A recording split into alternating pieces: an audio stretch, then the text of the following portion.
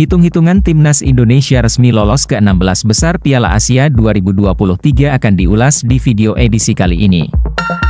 Timnas Indonesia membuka peluang lolos ke 16 besar Piala Asia 2023 setelah menang 1-0 atas Vietnam di matchday kedua pada Jumat, 19 Januari 2024 malam waktu Indonesia Barat.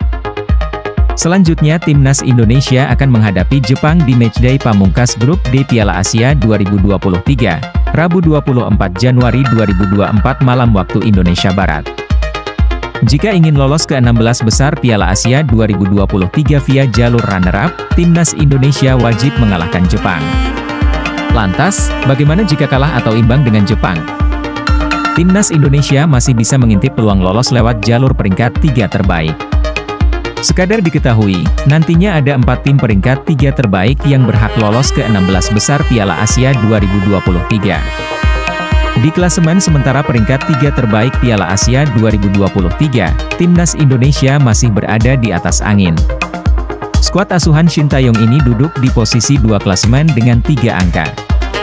Timnas Indonesia hanya kalah dari Bahrain yang juga mengemas 3 angka, plus unggul dari Cina yang mengemas 2 poin, Oman, 1, Suriah, 1, dan Palestina, 1.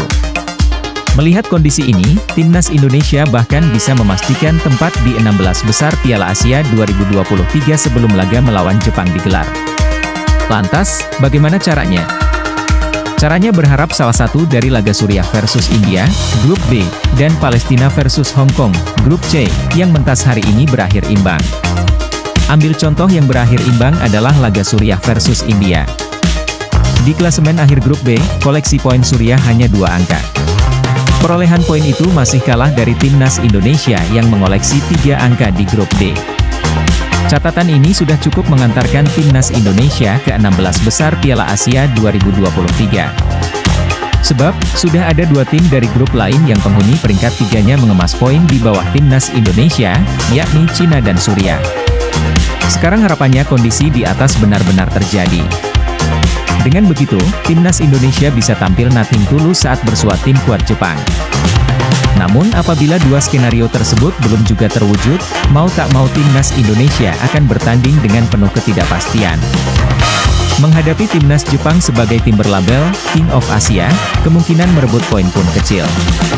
Timnas Jepang juga berada dalam posisi tertekan setelah menelan kekalahan atas Irak. Ambisi mereka untuk merebut poin lebih tinggi dari biasanya. Jikapun Timnas Indonesia menelan kekalahan atas Jepang dengan skor berapapun, Asnawi Mangkualam dan kawan-kawan akan menanti hasil akhir Grup E dan Grup F. Skenarionya, Grup E lebih mudah, yakni dengan menaruh harapan Yordania menang telak atas Bahrain. Kemenangan telak Yordania atas Bahrain akan membuat selisih gol Timnas Indonesia setidaknya terpangkas.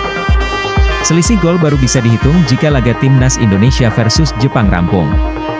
Lalu harapan pada grup F, yakni Kirgistan harus imbang atas Oman.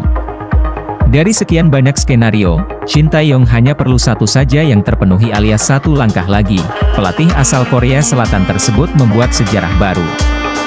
Sepanjang sejarah Piala Asia digelar, Timnas Indonesia tak pernah lolos dari fase grup. Sejak Piala Asia digelar 1946, Timnas Indonesia pertama kali mentas di Piala Asia pada tahun 1996. Pasalnya pada tahun 1956, 1960, dan 1964 Timnas Indonesia memilih mengundurkan diri. Lalu sejak 1968 hingga 1992, skuad Garuda selalu gagal lolos kualifikasi.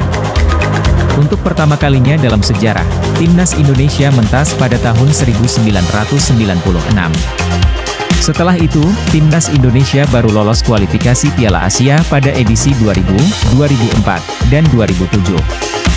Artinya tahun 2023 ini menjadi tiket kelima Timnas Indonesia tampil di Piala Asia. Sejak 1996, langkah Timnas Indonesia selalu terhenti di fase grup. Pada tahun 2023 ini akankah Shin Tae-yong berhasil memecahkan sejarah baru bagi Timnas Indonesia? Duel terakhir Timnas Indonesia pada fase grup D Piala Asia 2023 akan menantang Jepang pada 24 Januari 2024 mendatang.